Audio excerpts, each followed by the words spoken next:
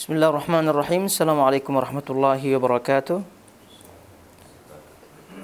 Alhamdulillahirabbil alamin wassalatu wassalamu ala asyrafil anbiya'i wal mursalin nabiyina Muhammadin wa ala alihi wa sahbihi wa man tabi'ahum bi ihsanin ila yaumiddin. Amma ba'd. Hadirin ayyuhal ikhwati wal akhawat rahmani wa rahmakumullah. Alhamdulillah, tentunya kembali kita diberikan taufik oleh Allah pada hari ini untuk melanjutkan kembali kajian rutin kita, dan semoga Allah Subhanahu wa taala memberikan kita ikhlas karenanya dan menerima seluruh amal soleh kita dan menjadi pemberat timbangan tentunya di al-mizan nanti di al-akhirah. Taib, kita lanjutkan kembali kajian kitab Masail al-Jahiliyah, dan pada pertemuan yang lalu kita telah murajaah terkait dengan masail atau pembahasan masail jahiliyah yang kita sempat break ya, sempat liburan. Jadi kita sekarang akan memasuki pembahasan atau terkait dengan masail jahiliyah yang ke-20. Taib. Jadi tentunya kita ingatkan dan terus mengingatkan diri kita untuk murojaah apa yang pernah kita dapatkan dari pembahasan-pembahasan sebelumnya, karena namanya ilmu itu kan tabiatnya itu cepat hilang. Kalau tidak diulang itu bisa jadi akan dilupakan. Oleh karena itu kita murojaah apa yang pernah kita dapatkan. Lalu kemudian ya tentu yang paling utama daripada itu adalah mengamalkan apa yang kita fahami dari apa yang pernah kita pelajari. Taib. Selanjutnya kalau kita melihat di situ, kita masuk sekarang al-mas'alah al-ishrun. Pembahasan atau masalah jahiliyah yang ke-20.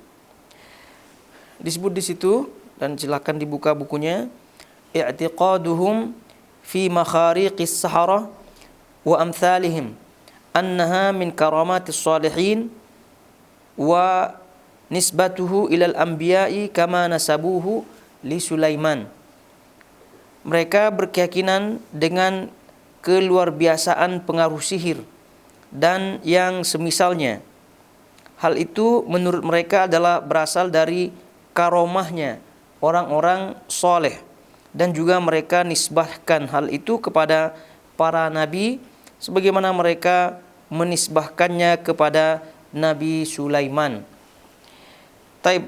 Dan ini tidak diragukan lagi bahwa masalah sihir, kemudian khariq al-adah, masalah hal-hal yang luar biasa yang berlaku pada manusia atau keajaiban-keajaiban yang dinampakkan oleh sebagian orang itu memang benar adanya.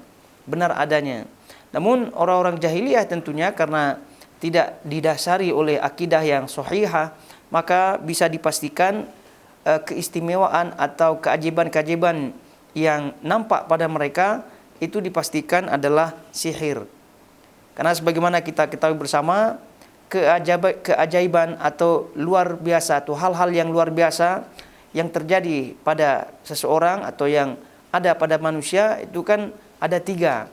Ada mukjizat, ada al-karamah, dan ada as-sihir. Nah, itu 3 hal ini ya tentu masuk kategori al-khawariq al-adah, masuk kategori hal yang luar biasa, keajaiban. Kenapa disebut keajaiban? Karena orang umum, orang awam itu tidak bisa melakukannya. Nah, tiba-tiba ada seorang yang bisa terbang misalnya, tiba-tiba ada seorang yang menyebutkan hal-hal yang gaib, atau tiba-tiba ada orang yang memiliki keajaiban-keajaiban. Nah, keajaiban-keajaiban atau hal-hal yang luar biasa itu ada 3 macam yang tadi kita sebutkan. Namun ya tentu perbedaannya sangat-sangat wadih sekali. Mukjizat dan karomah itu mesti didasari dengan tauhid, didasari dengan tunduk kepada syariat Allah Subhanahu wa taala. Sedangkan sihir ya tentu mereka tunduk kepada asyaitan, tunduk kepada jin, dan sudah jelas ini adalah perbuatan syirik kepada Allah Subhanahu wa taala. Maka ketika mereka menisbatkan itu kepada Nabi Sulaiman, ini ya tentu salah besar sekali. Dan itu sudah dibantah tentunya oleh Allah Subhanahu wa taala. Dalam surah Al-Baqarah Allah nyatakan wa ma kafara Sulaiman. Jadi Allah Subhanahu wa taala nyatakan Nabi Sulaiman itu tidak kufur kepada Allah Subhanahu wa taala. Dan ini sudah cukup sebagai bantahan, dan ayatnya panjang sekali terkait dengan malaikat Harut wa Marut. Itu terkait dengan malaikat Harut dan Marut yang diturunkan oleh Allah Subhanahu wa taala sebagai ujian bagi orang-orang pada waktu itu. Namun poinnya adalah nisbat mereka kepada Nabi Sulaiman yang mengajarkan sihir, kononnya itu tentu nisbat yang batil dan batil. Karena tadi kita sebutkan prinsip keluar biasaan yang dimunculkan dari mukjizat dan karamah adalah tauhid. Sedang prinsip yang dimunculkan dari keluar biasaan sihir itu adalah syirik, syirik kepada Allah Subhanahu wa taala. Tidak mungkin seorang penyihir itu tidak syirik, itu mustahil. Kalaupun dia menyebutkan syahadat la ilaha illallah, tapi karena dia melakukan perbuatan-perbuatan sihir, ya tentu batal syahadatnya. Dan ini tentu sangat rinci bahasannya dalam kitab At-Tauhid bab Nawaqid Al-Islam, yaitu hal-hal yang membatalkan keislaman. Namun poinnya adalah bagaimana orang-orang jahiliyah itu menisbatkan sesuatu kebatilan kepada orang-orang yang benar. Dalam hal ini al-anbiya. Mereka menyatakan sihir itu seperti orang-orang yang soleh, karena mereka ya tentu tidak memiliki ilmu yang cukup untuk membedakan antara mana satu yang sihir, mana satu yang karomah, mana satu yang mukjizat. Jadi oleh itu alhamdulillah kita sudah membahas tentunya terkait dengan perbedaan-perbedaannya. Yang sudah jelas asas perbedaannya, sumbernya. Kita ulangi, sumber mukjizat dan karamah adalah at-tauhid, tunduk kepada syariat Allah Subhanahu wa taala. Sedangkan sihir adalah sumbernya syirik kepada Allah Subhanahu wa taala dan tentu tidak tunduk kepada syariat Allah Subhanahu wa taala. Jadi oleh karena itu dari perbedaan yang sangat-sangat mencolok ini sudah kita ketahui bahwa siapa saja yang mengklaim dirinya memiliki hal yang istimewa, hal yang luar biasa, namun tidak didasari dengan tauhid atau menyelisihi tauhid atau menyelisihi syariat, maka bisa dipastikan, dan kita tidak berpanjang perdebatan, bisa dipastikan itu adalah sihir. Itu adalah sihir. Dan lebih lagi istilahnya adalah ada istilah istidraj. Ada istilah istidraj. Dan ini juga kita sudah bahas bahwasanya istidraj itu adalah Allah Subhanahu wa taala menjadikan keinginan-keinginan orang-orang yang jahat ini terjadi untuk lebih menyesatkan mereka, untuk lebih menjauhkan mereka dari jalan Allah Subhanahu wa taala. Istidraj ini ya tentu bersifat umum, tidak hanya sihir tentunya. Dalam kehidupan umum, kehidupan awam pun berlaku yang namanya istidraj. Dan sihir itu pun sudah pasti masuk dalam bagian istidraj. Karena Allah Subhanahu wa taala memberikan izin menjadikan apa yang diinginkan oleh tukang sihir itu terjadi, menyihir orang terjadi, lalu kemudian apa saja yang disebutkan terjadi. Ini sudah dipastikan istidraj. Itu Allah menjadikan apa keinginannya terjadi untuk lebih menyesatkan dia, untuk lebih menjauhkan dia dari jalan Allah Subhanahu wa taala.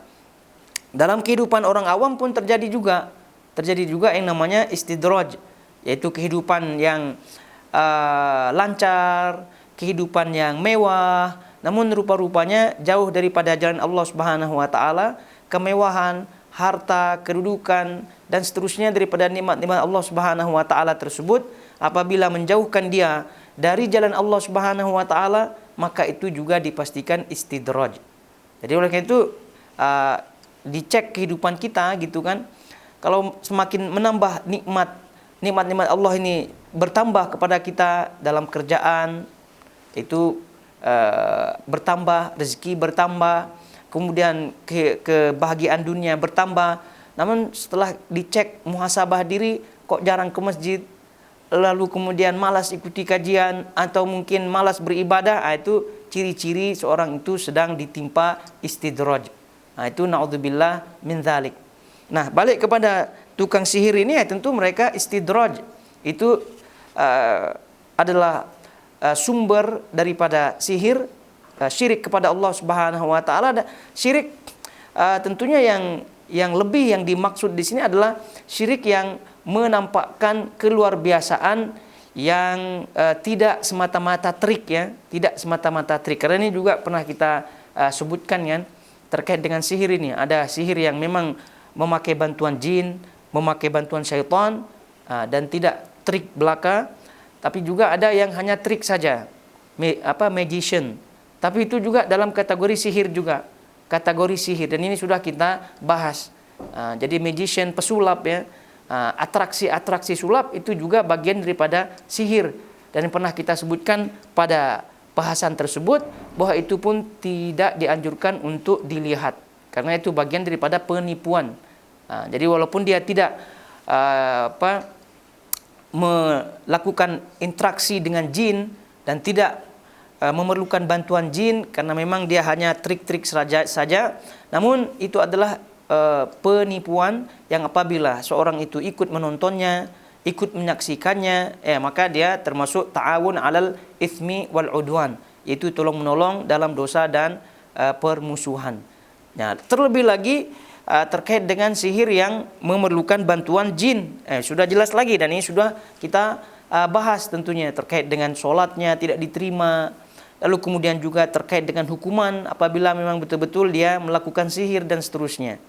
Nah, poinnya adalah bahwa orang-orang jahiliyah zaman dahulu, sebagaimana disebutkan di sini, mereka berkeyakinan keluar biasaan pengaruh sihir dan yang semisalnya. Hal itu menurut mereka adalah berasal dari karomahnya orang-orang soleh.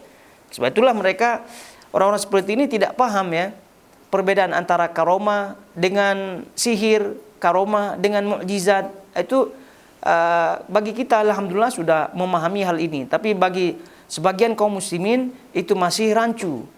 Jadi dipikirnya kalau sudah titlenya kiai, titlenya ustadz, titlenya habib, lalu kemudian memiliki luar biasa, hal-hal yang luar biasa, itu dipikirnya keramat, itu dipikirnya karomah.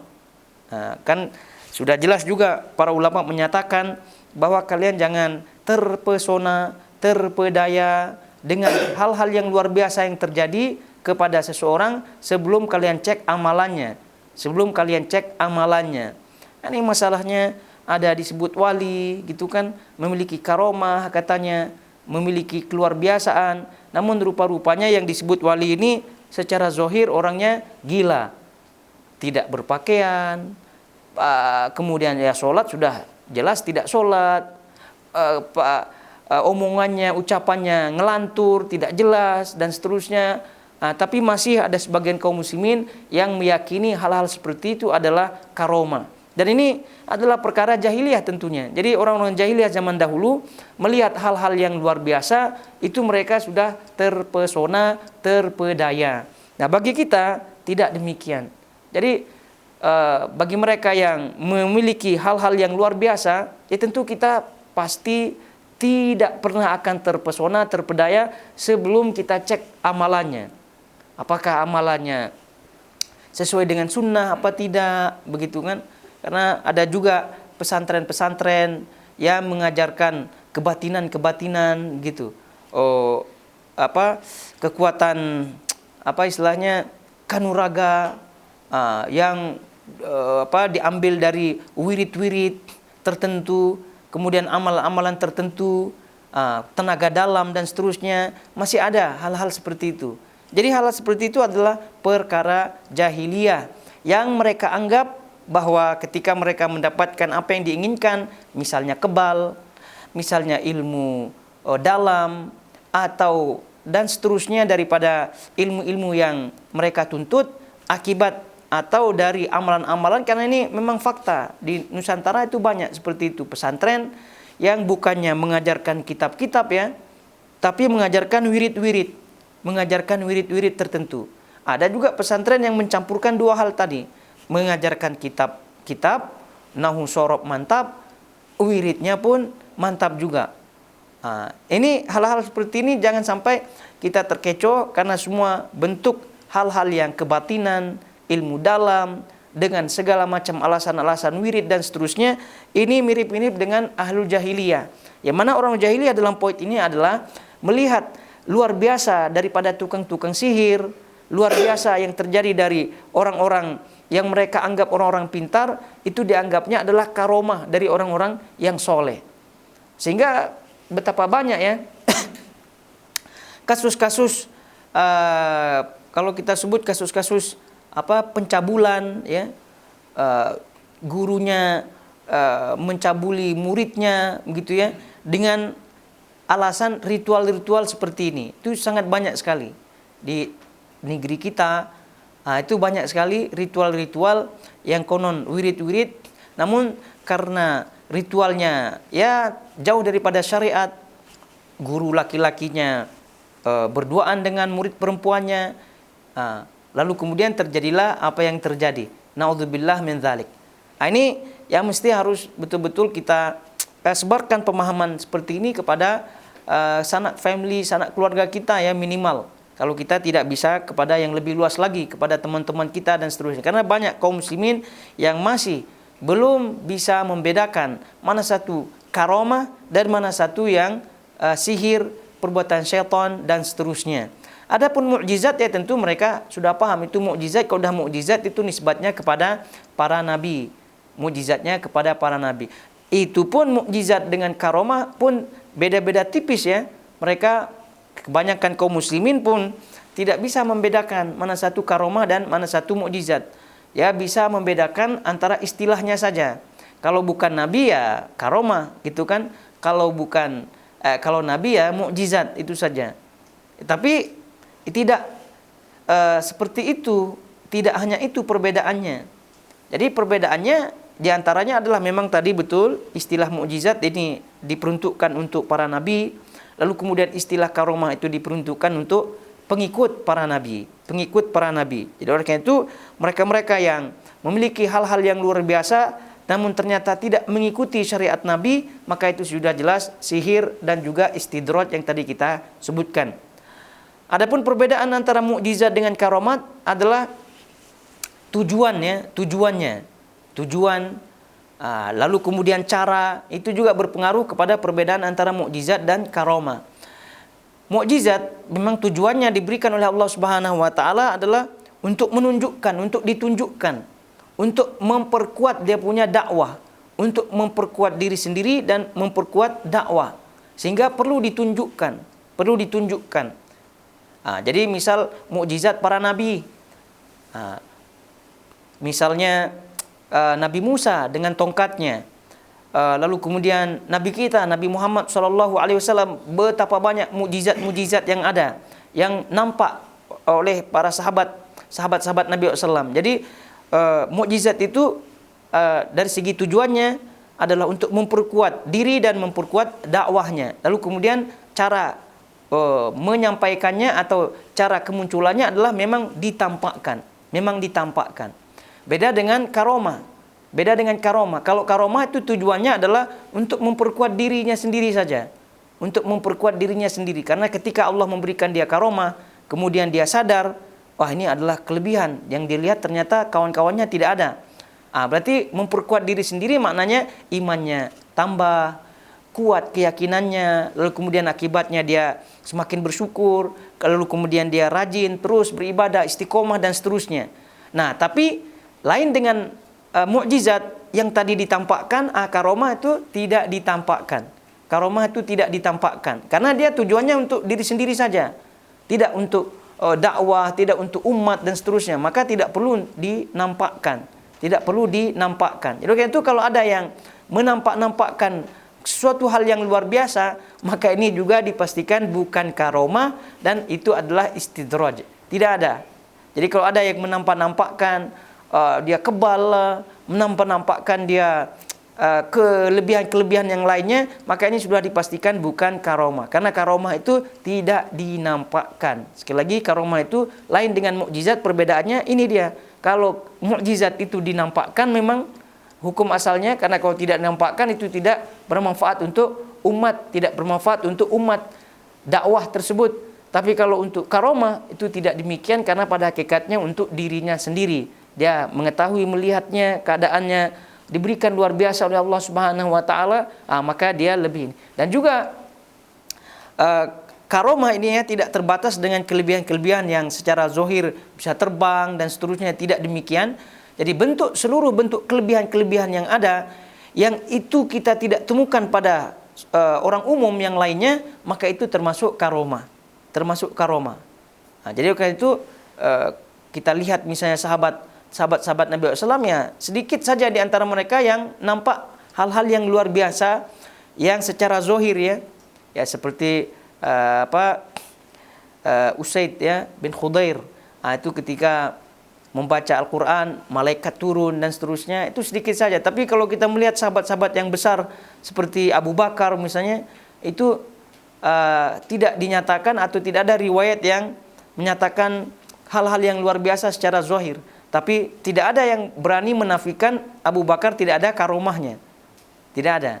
Jadi oleh karena itu karomah ini tidak sebatas hal-hal yang luar biasa secara zahir saja, namun karomah ini juga masuk ke dalam kategori hal-hal yang luar biasa yang tidak didapatkan oleh orang-orang awam atau orang-orang kebanyakannya. Seperti misal dia mendapatkan kecerdasan yang luar biasa, begitu kan? Hafalan yang luar biasa, pemahaman yang luar biasa, lalu kemudian dan seterusnya, daripada kelebihan-kelebihan yang orang lain tidak dapat, itu juga bagian daripada karomah. Arti kemuliaan dari Allah Subhanahu wa taala. Nah, tinggal bagaimana dia mengolahnya. Kalau dia mengolahnya dengan rasa syukur, lalu kemudian imannya kuat, istiqomah dan seterusnya, maka karomahnya itu akan menjadi nikmat untuknya di dunia dan di akhirat. Tapi kalau kelebihan tadi salah disikapi dengan ya bersyukur, tapi rupanya riya dan seterusnya, ya maka tentu karomah atau hal-hal yang luar biasa seperti ini ya tentu akan menjadi bumerang untuknya. Jadi oleh karena itu kalau karomah itu sekali lagi untuk dirinya dan tidak untuk dinampakkan. Kalau mukjizat kenapa ditampakkan? Untuk dirinya dan juga untuk umat dalam berdakwah. Sehingga kalau mukjizat tidak ada istilah riya ya, tidak ada istilah riya, dan selamat sudah dipastikan daripada riya. Karena memang hukum asalnya adalah untuk dinampakkan. Tapi kalau karomah ini itu tidak ada jaminan untuk dia tidak riya. Tidak ada jaminan untuk dia riya. Dan juga karomah ini ya tentu selama dia tidak maksum seseorang itu ya, karena bukan nabi, maka selama itu dia tidak pernah akan selamat daripada godaan syaitan. Tidak pernah akan selamat daripada godaan syaitan. Ya ini perbedaan utama ya daripada mukjizat dan karomah, lalu kemudian juga sihir. Jadi karena itu ini hal-hal seperti ini, dan ini sangat-sangat mendasar tentunya bagi orang awam, itu insya Allah akan mudah ya memahami perbedaan-perbedaan seperti ini.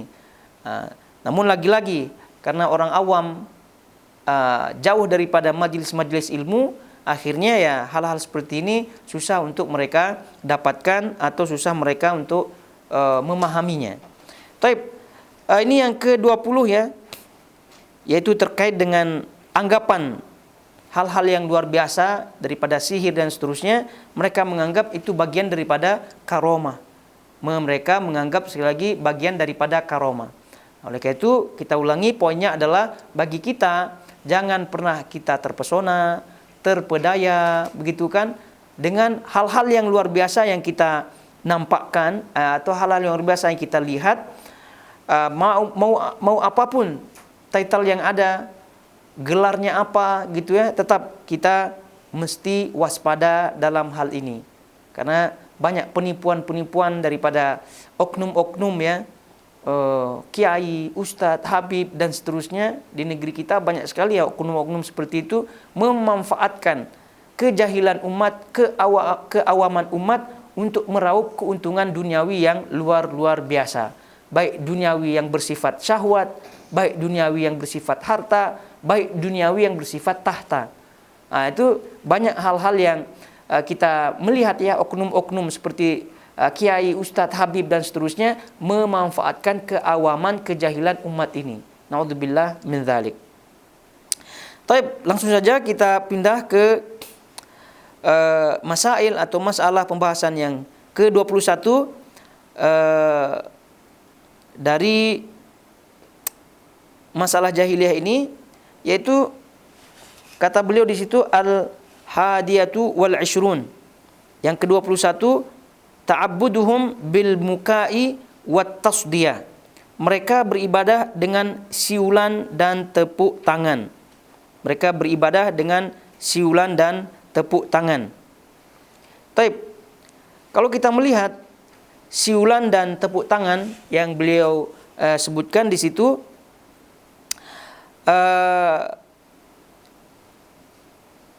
beliau merujuk kepada apa yang disebutkan oleh Allah Subhanahu wa taala terkait dengan orang-orang jahiliyah yang mereka beribadah dengan siulan dan tepuk tangan. Jadi illa mukaan wa tasdiyah. Jadi mereka disebutkan di situ memakai ritual yang namanya muka, yaitu siulan.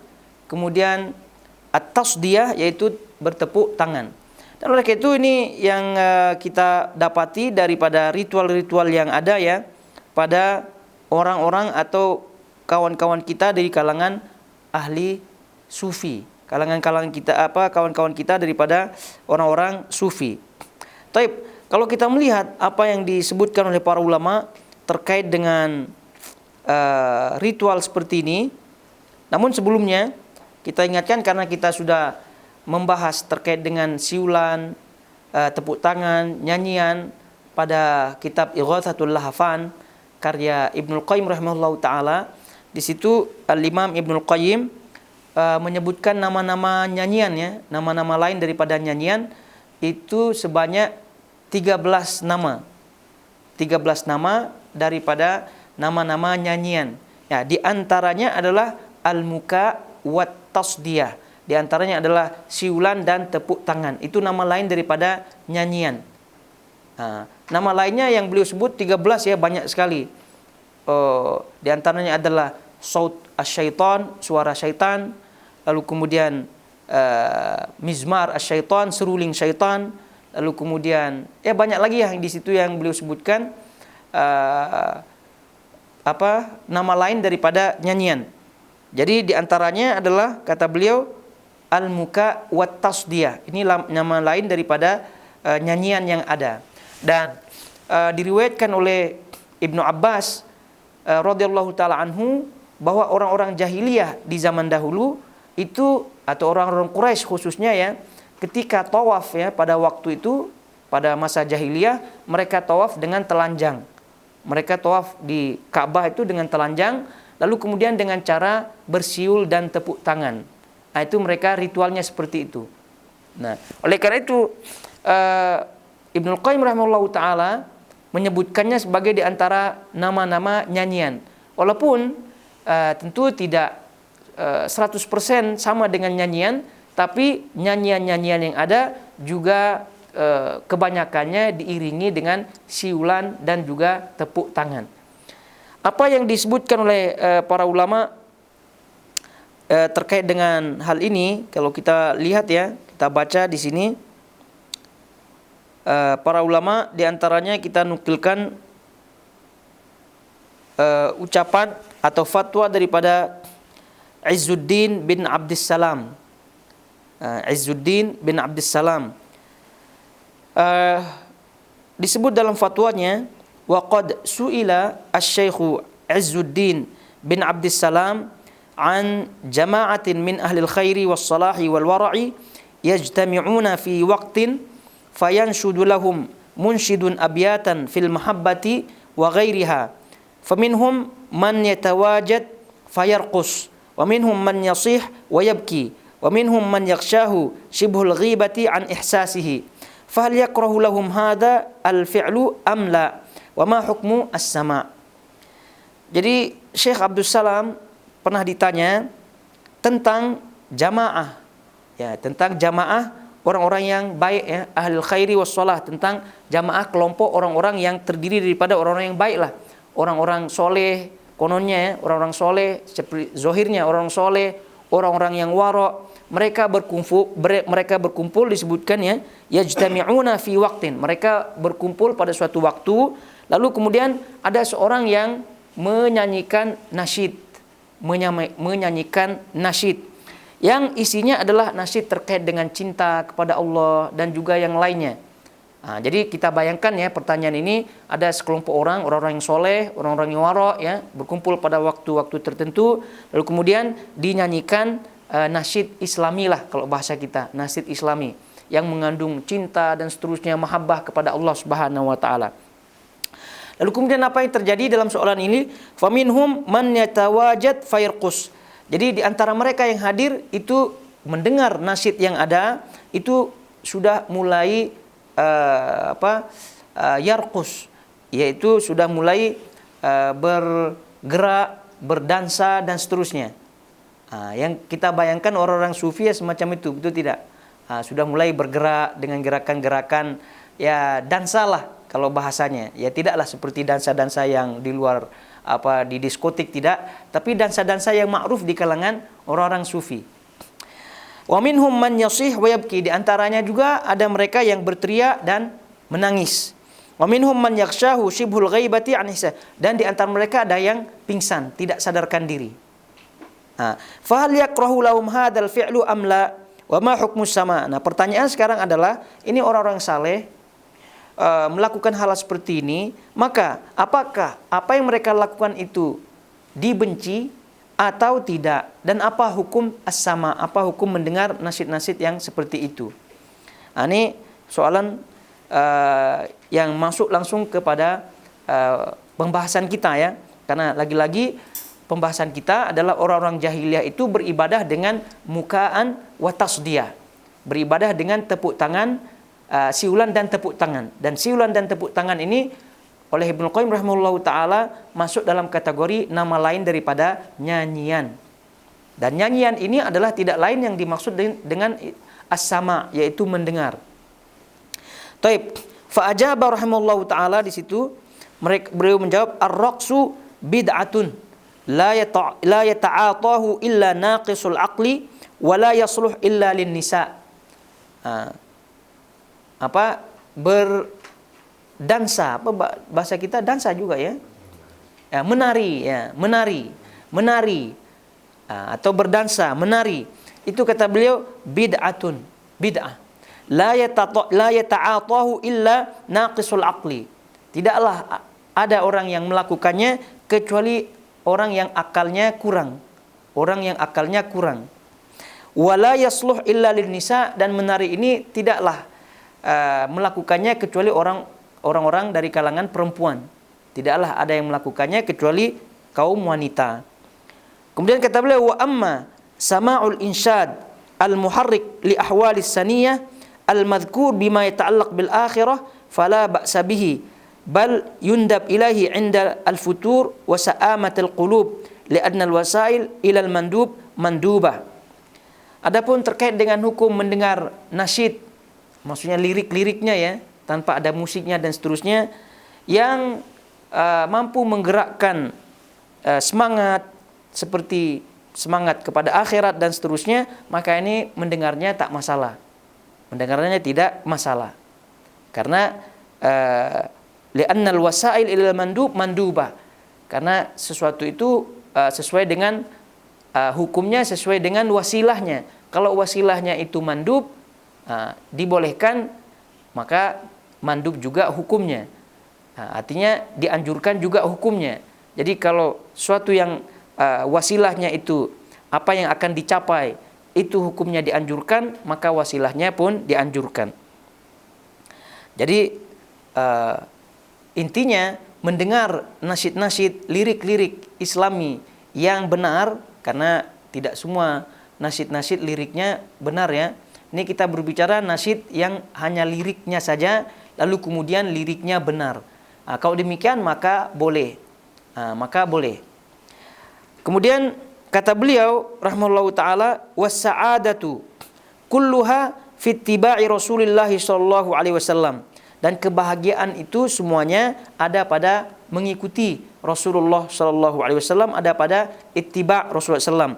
Waqtifa'is sahabati alladzina syahida lahum bi annahum khairul qurun, dan mengikuti jejak sahabat-sahabat Nabi SAW yang mereka telah dipersaksikan bahwa mereka itu adalah sebaik-baik generasi. Wala yahdur as-sama' illa man fi qalbihi hawa khabith, dan tidaklah ada orang yang menghadiri sama ritual yang tadi dipertanyakan itu kecuali ada pada hatinya hawa nafsu yang busuk, hawa nafsu yang buruk. Fa inna sama yuharrik al-qulub min hawa makruh au mahbub, karena sama mendengar nyanyian dan ritual-ritual seperti tadi itu yuharrik, ya, menggerakkan hati dan akhirnya masuk kepada hawa nafsu dan kecintaan yang tidak dibenarkan. Lalu kemudian kata beliau rahimahullahu taala juga, yaitu Al-Izz bin Abdussalam, wa amma ar-raqsu wat tasfiq, adapun ar-raqsu menari dan at-tasfiq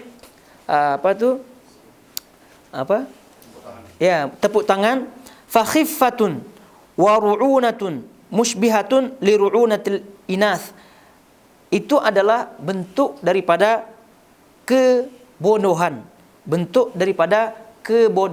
dan kehinaan. La yaf'aluha illa ra'in aw mutasanni' kadzdzab, tidaklah ada yang melakukannya kecuali orang-orang yang hina atau orang-orang yang kadzdzab, orang-orang yang berdusta. Ini kata beliau rahimahullahu taala terkait dengan tepuk tangan, dan juga terkait dengan siulan, dan juga terkait dengan nasyid-nasyid Islami yang itu kebanyakannya adalah ritual orang-orang sufi, ritual orang-orang bertarekat. Dan kalau kita melihat, ya, memang mereka tidak lepas, ya, daripada nasyid-nasyid, tidak lepas daripada alat-alat musik dan seterusnya, walaupun mereka mengatakan itu adalah berselawat. Dan ini panjang lebar dibahas oleh Ibnu Qayyim rahimahullahu taala, dan sudah kita bahas, ya, di hari Jumat terkait dengan nyanyian pada kitab Ighatsatu Al-Lahfan. Karena itu adalah bagian daripada makayid asyaitan, bagian daripada tipu daya syaitan untuk menjerumuskan anak Adam ke dalam perangkap-perangkapnya, sehingga mereka bersama dengan syaitan di neraka Allah Subhanahu wa taala, wal iyadu billah. Nah, orang-orang jahiliyah kalau kita melihat ini apa yang beliau sebutkan, ya,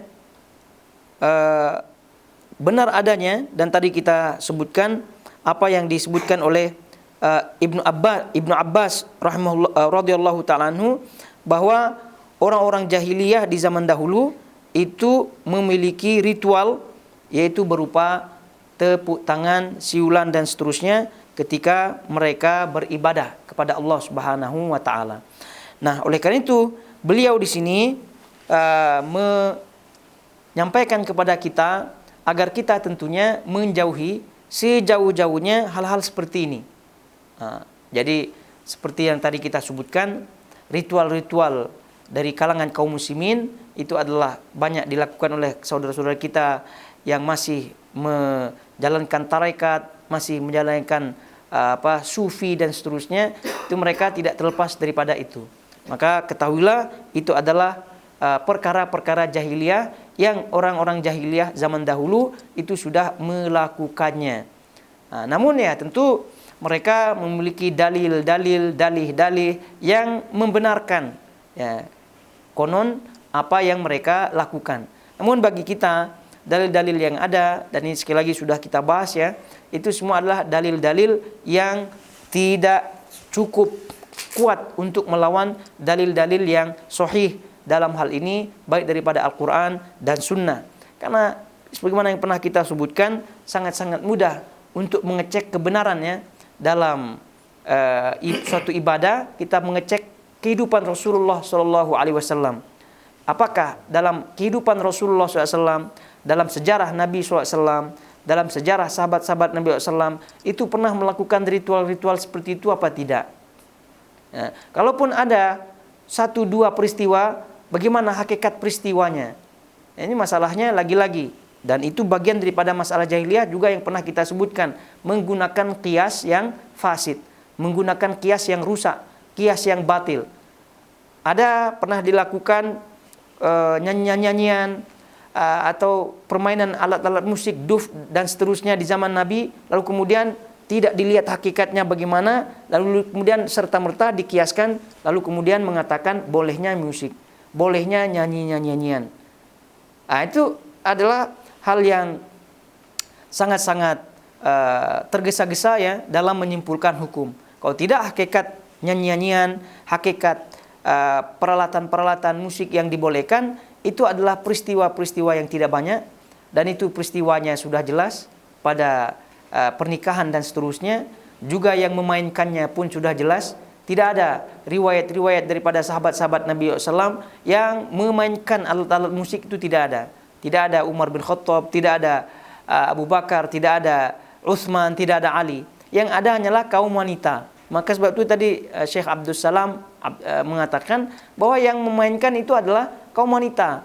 Bahkan yang menari-menari itu juga hanya kaum wanita saja. Jadi kalau ada kaum laki-laki yang menari-nari dan seterusnya, itu adalah kaum yang sangat hina sekali karena menyerupai kaum wanita. Sementara tasyabbuh, menyerupai, ini sangat-sangat dilarang ya, karena man tasyabbaha biqaumin fahuwa minhum. Jadi kalau kita melihat orang-orang sufi itu tidak segan-segan, tidak malu-malu ya mereka menari, tidak malu-malu mereka bernyanyi, berselawat ya dengan gaya mereka tentunya ya, karena selawat ini pada asalnya kita yakini sangat-sangat dianjurkan dan bahkan itu ibadah yang sangat-sangat mulia. Namun apabila dilakukan dengan cara-cara hal yang tidak benar, ya tentu masuk dalam kategori ya bid'ah, mau apa lagi. Karena hal-hal yang tidak dianjurkan dan tidak pernah dilakukan oleh Nabi SAW ya tentu bagian daripada muhdatsat al-umur. Kemudian selanjutnya berkait juga ya dengan masalah yang ke-21 adalah masalah yang ke-22, annahum ittakhadhu dinahum lahwan wa la'iba. Mereka menjadikan agamanya sebagai senda gurau dan permainan. Ibnu Qayyim juga di dalam kitabnya Ghathatul Lahfan menyebutkan nama lain daripada nyanyian adalah ini, lahwan wa la'ib, yaitu senda gurau dan permainan. Senda gurau dan permainan. Senda gurau dan permainan juga bagian daripada nama yang beliau sebutkan daripada nama nyanyi-nyanyian. Oleh karena itu, karena kalau kita melihat nyanyian dan seterusnya, itu adalah tidak terlepas daripada senda gurau dan permainan. Dan mereka, lagi-lagi karena kita melihat ya, permainan, senda gurau dan seterusnya, nyanyi-nyanyian, itu kan kita banyak mendapatkan dari saudara-saudara kita di kalangan sufi lagi-lagi. Jadi mukaan wa tasdiyah, masalah yang ke-21, kemudian lahwan wa la'ib,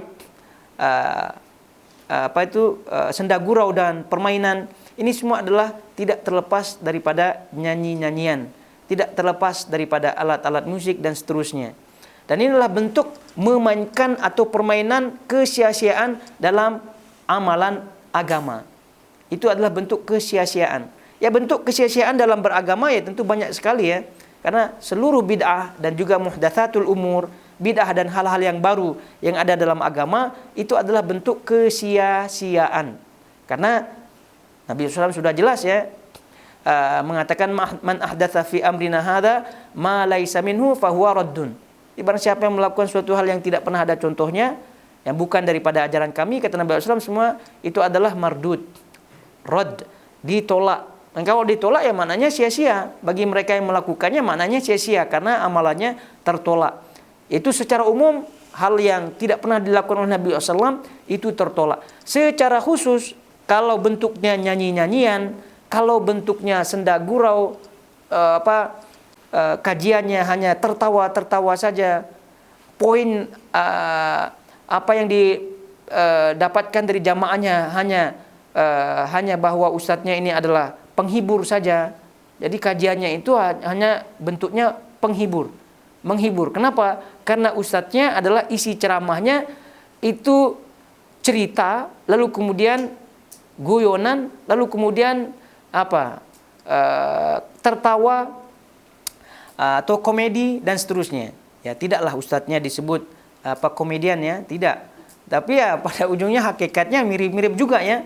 Karena belum juga ustadznya itu mulai berceramah, jamaahnya sudah tertawa. Ini apa maksudnya? Baru melihat ustadznya pun sudah senyum-senyum tertawa. Ini ustadznya auranya apa? Auranya ilmu atau auranya komedi? Itu ada orang-orang seperti itu. Ini sudah baru melihat auranya sudah aura komedi ya.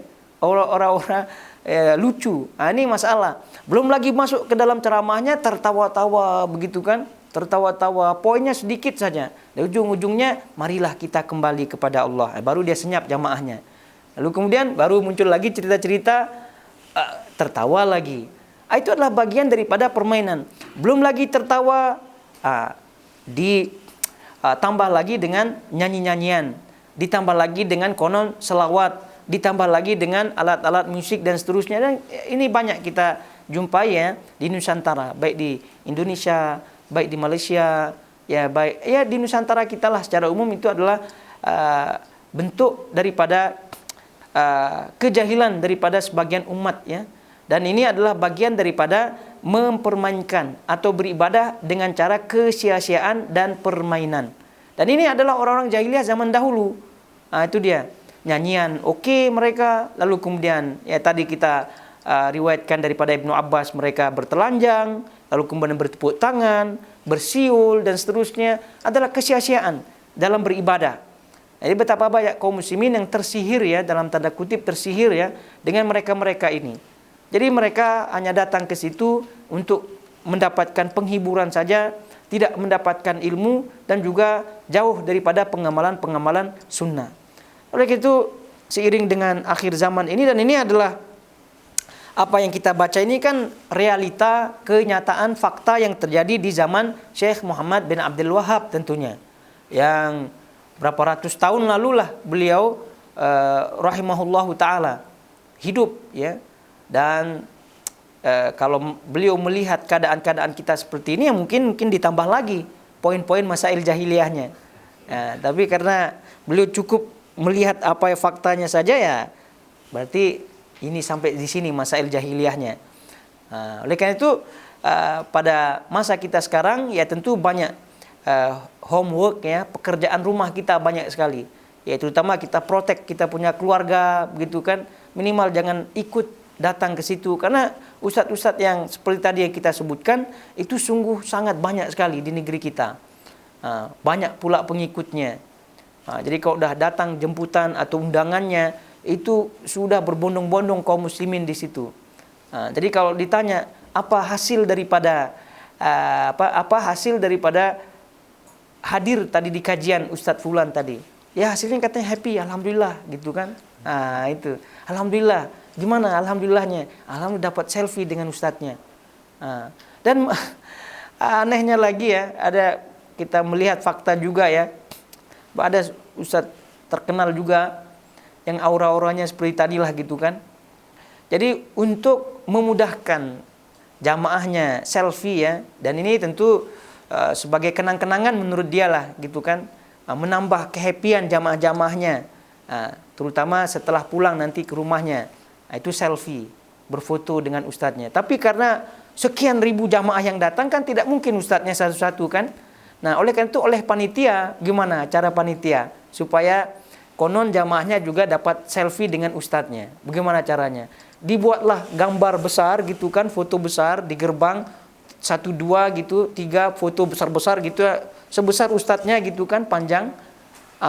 Sehingga jamaahnya ya, karena ustadznya sibuk di situ yang asli ya, lebih baik ya udah pengganti gitu kan, selfie dengan foto yang tadi. Kamu paham tidak gambarannya? Ya foto dengan foto ustadznya yang besar tadi, yang ya memang didesain sedemikian rupa gitu kan, mirip ustadznya. Ya karena foto kan mirip, tapi besar gitu, besar sebesar ustadznya. Jadi kalau selfie ya mirip-mirip lah dengan asli. Ya sampai demikian. Jadi ya kita sangat-sangat prihatin sekali ya dengan keadaan-keadaan seperti ya di Nusantara kita, dan ini fakta adanya. Jadi bagaimana hasil kajiannya alhamdulillah happy, dapat pula selfie. Dilihat hakikat selfie-nya dengan foto ustadznya itu ya. Fotonya bukan ustadznya secara langsung. Gimana kalau dengan ustadznya secara langsung, kan lebih happy lagi. Jadi apa poinnya? Yang dia dapatkan adalah happy-happy saja. Apa ajarannya? Ya ajarannya ketawa-ketawa, happy-happy gitu kan. Nanti kalau undangan lagi ustadznya, udah datang lagi. Gitu seterusnya kehidupan orang-orang awam di negeri kita. Sehingga itu yang sangat kita sedihkan, dan semoga Allah Subhanahu wa taala menjaga negeri kita, menjaga kaum muslimin, dan memberikan kita dan mereka hidayah dan taufik untuk meniti kebenaran, meniti sunnah sampai akhir hayat, dan Allah Subhanahu wa taala ridho kepada kita semuanya. Taib, melihat waktu, jadi kita cukupkan sampai di sini dulu ya. Insyaallah kita akan lanjutkan poin berikutnya, yaitu pada poin yang ke-23, yaitu masalah yang ke-23 daripada masalah jahiliyah. Dan masalah jahiliyah ini kalau kita melihat ya memang ini sejarah terulang kembali. Sejarah apa yang fakta terjadi di zaman beliau yang dahulu kala itu terjadi lagi, tapi dengan desain yang berbeda, desain yang lebih dahsyat lagi. Jadi oleh karena itu kalau di zaman dahulu beliau menyebutkan hal ini dan beliau sangat-sangat khawatir sekali, maka tentu di zaman kita itu lebih dituntut lagi untuk khawatir lagi. Ya, minimal khawatir pada diri kita dan juga keluarga kita. Taib, sampai di sini kiranya. Wa sallallahu ala nabiyina Muhammad wa ala alihi washabihi wasallam. Wassalamualaikum warahmatullahi wabarakatuh.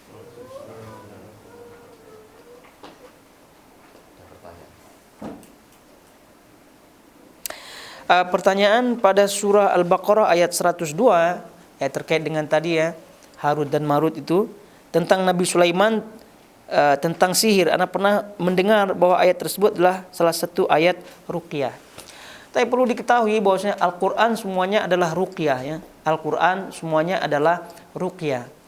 Namun ada ayat-ayat tertentu yang secara tajrubah ya, secara pengalaman banyak dipakai sehingga disebut sebagai ayat ruqyah. Maka oleh karena itu kalau ayat itu disebut sebagai ayat ruqyah, ya benar. Namun jangan sampai kita beranggapan itu adalah satu-satunya ayat ruqyah, tidak. Karena Al-Qur'an semuanya adalah ruqyah. Al-Qur'an semuanya adalah ruqyah. Adapun ayat-ayat pilihan itu berdasarkan pengalaman ya daripada orang-orang yang ahli ruqyah, yang sering meruqyah, pengalaman. Kalau tidak, itu tidak ada dalilnya satu-satu yang menyatakan bahwa ini ayat ruqyah. Bahkan yang menjadi ayat ruqyah yang masyhur adalah 3 qul ya, bahasa kita ya. Qul huwallahu ahad, qul a'udzu bil falaq, qul a'udzu birabbin nas, dan itu yang ketika Nabi SAW kena sihir itu. Dan tidak dibaca ayat yang ini. Namun lagi-lagi kalau bertanya apakah ini ayat ruqyah apa tidak? Ya, jawabannya karena Al-Qur'an semuanya adalah ruqyah. Terus kemudian yang kedua, pertanyaan Ustaz, tepuk tangan spontan untuk menyemangati anak-anak, juga nyanyian anak-anak, baby yang tepuk bagaimana hukumnya? Tepuk ami-ami ya. Bagaimana hukumnya? Ya. Ya, diusahakan kalau spontan dan seterusnya ya tidak masalah ya. Namanya juga spontan, maksudnya ya on the spot ya. Itu tak masalah. Tapi kalau misalnya masih ada kesadaran untuk antisipasi spontan tadi, ya maka lebih baik jangan. Oleh karena itu tepuk tangan ini kan di luar ibadah atau di dalam ibadah ini kan terkait dengan wanita ya. Ketika imam salah dan seterusnya, bagi kaum wanita kan bertepuk tangan. Jadi oleh karena itu kalau spontan adanya maka tak masalah. Tapi kalau masih ada kesadaran sehingga tidak spontan, maka lebih baik ini dijauhkan.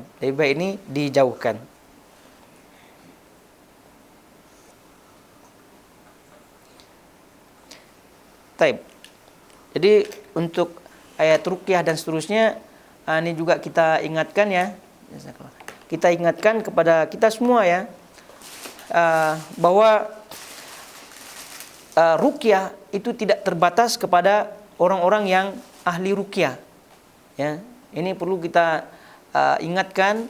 Jadi antara suami istri dalam keluarga itu meruqyah, ahli keluarga meruqyah diri sendiri itu sangat-sangat mudah karena Al-Quran semuanya adalah ruqyah. Al-Fatihah ruqyah juga, dan namanya juga surah ruqyah. Surah Al-Fatihah itu sangat-sangat mudah sekali. Nah, cuma sekarang itu gara-gara kaum muslimin banyak yang jahil dalam hal ini ya, sehingga seolah-olah settingannya yang ruqyah itu ustadz. Seorang ustadz begitu kan, yang ahli dalam bab itu, lalu kemudian ada juga markas-markas ruqyah. Itu semua adalah hal-hal yang boleh disebut menipu umat ya, karena ruqyah ini adalah sangat-sangat mudah sekali. Nah, lalu kemudian dia bilang, saya tidak bisa meruqyah. Kok tidak bisa? Bisa apa tidak baca Al-Fatihah? Kan bisa kan? Tapi dirinya katanya kurang percaya diri. Ya, kurang percaya diri gitu kan, karena mungkin banyak maksiat dan seterusnya. Itu terlepas ya, maksiat dan seterusnya itu terlepas daripada perbuatan yang ini, tapi keyakinan ketika membacanya itu yang paling diperlukan. Keyakinan, karena ustadz-ustadz yang meruqyah itu pun siapa yang menjamin juga tidak maksiat? Itu tidak. Jadi keyakinan ketika mengucapkan itu yang diperlukan. Jadi lebih mudah kita meruqyah ya, atau melakukan amalan-amalan ruqyah daripada ibaratnya bekam. Bekam. Ini kadang kalau bekam itu dipelajari gitu kan, supaya bisa membekam diri sendiri, supaya bisa membekam ahli keluarga. Gitu kan. Tapi kalau ruqyah kenapa pergi juga ke ustadz? Padahal ruqyah itu tidak perlulah sampai belajar kursus seperti kursusnya bekam kan? Ya. Tapi ya gara-gara pikirannya ya kalau bekam ini ya tidak perlu ustadz kan? Yang perlu adalah kepandaian dalam membekam, sehingga kalau dia pandai membekam, bisa membekam, jadi bisalah bekam diri sendiri, bisalah membekam istri, ya jadinya irit kan, karena kalau bekam kan bayar itu. Jadi kalau membekam diri sendiri ya tidaklah perlu ustadz, lalu kemudian irit ya secara ekonomi gitu kan. Tapi kalau ruqyah dia pikirnya ustadz saja, sehingga selama dia tidak jadi ustadz, selama itu dia tidak berhak konon untuk tidak afdol lah gitu kan. Tidak demikian. Jadi banyak kaum muslimin yang ya tertipu dalam bab-bab seperti ini, karena memprotek diri dan keluarga itu sangat-sangat mudah sekali dengan Al-Quran Al-Karim. Contoh saja kata Nabi SAW, barang siapa membaca surah Al-Baqarah ya, membaca surah Al-Baqarah di rumah itu tidak akan masuk syaitan, dan itu adalah tips yang sangat-sangat ringan sekali, sangat-sangat ringan sekali. Tapi ya kaum muslimin ya seperti tadi, karena jauh daripada ilmu, akhirnya sudah tercampur baur hal-hal yang bersifat syirik, bersifat klinik ya bahasanya dan seterusnya.